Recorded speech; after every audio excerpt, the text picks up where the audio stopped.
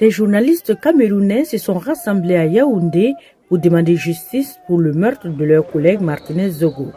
Rassemblés au milieu des bougies, des fleurs et des banderoles, amis et collègues se tenaient devant la station de radio Amplitude FM où travaillait Martinez Zogo.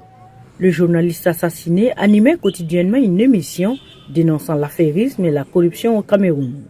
Enlevé le 17 janvier dans la banlieue de la capitale, devant un poste de gendarmerie, Arsène Salomon Bani Zogo, dit Martinez, 50 ans, est retrouvé mort 5 jours plus tard, dimanche. Son corps a manifestement subi d'importants sévices, a annoncé le gouvernement.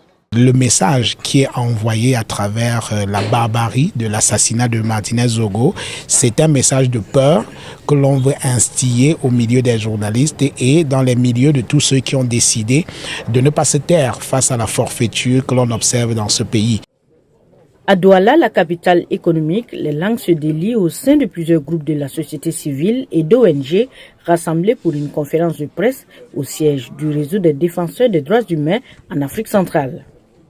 Vous tous, vous le constatez depuis ce matin, l'ambiance, depuis hier, jour de la découverte macabre de notre confrère et chef de chaîne Martinez Zogo, l'ambiance est morose au niveau de la radio Amplitude FM.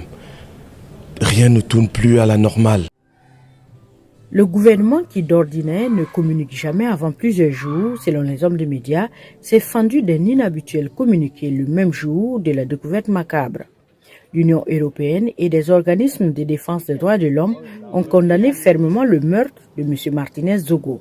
Ils exigent qu'une enquête approfondie déjà annoncée par les autorités clarifie toutes les circonstances de ce meurtre et que les responsables soient traduits en justice.